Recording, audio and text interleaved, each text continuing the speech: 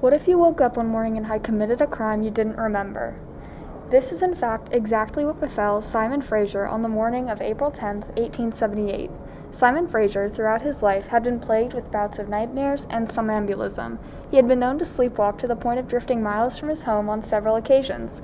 On one fateful morning, he awoke to find that he had unconsciously murdered his own son. This led to a debate concerning the definition of crime and the significance of automatism. For a crime to occur, there are two standards that must be met, actus reus and mens rea. Actus reus is defined as a guilty act. It requires that for something to be a crime, some illegal action has to have happened. Mens rea, on the other hand, deals more with the psychological aspect of a crime and means guilty mind. This was clearly not evident in the case of Simon Fraser. This is one aspect of automatism, which is defined as the performance of actions involuntarily or unconsciously. In most cases, automatism can be as harmless as sleepwalking, which is extremely common, with about 7% of the population reporting having sleptwalked. On the other hand, however, automatism is a serious legal concern, as sometimes these involuntary and unintentional actions can be horrific crimes with devastating consequences. There are two broad categories of automatism under the law: insane and sane automatism. Insane automatism is viewed as an act committed due to a disease of the mind which is likely to recur and which therefore requires control of an individual to ensure public safety. Cases of insane automatism typically lead to a verdict of not guilty for reason of insanity. Sane automatism is when someone commits an act involuntarily, not due to a disease of the mind, and it is deemed unlikely for the event to recur in the future. This leads to a full acquittal, as that person is not seen as a danger to society.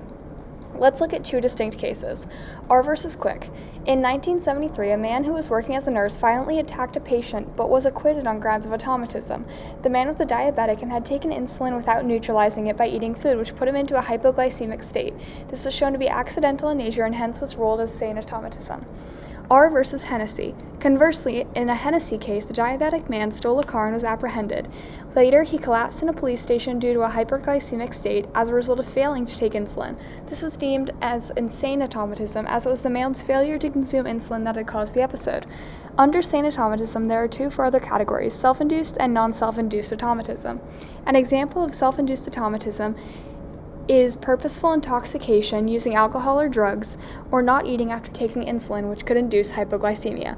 Non-self-induced sane automatism is caused by something outside of a person's control, like a sudden drop in blood sugar leading to uncontrollable hypoglycemia.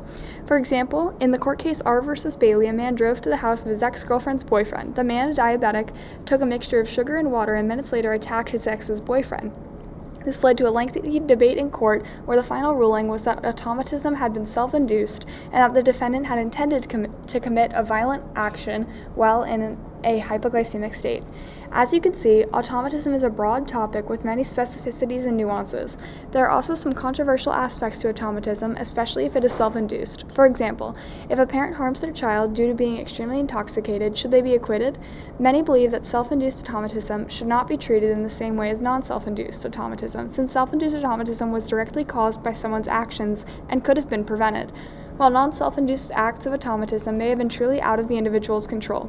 I encourage you to dwell on this. Should someone who deliberately induces a state of automatism be granted full acquittal and deemed a safe member of society? I will leave that question to you.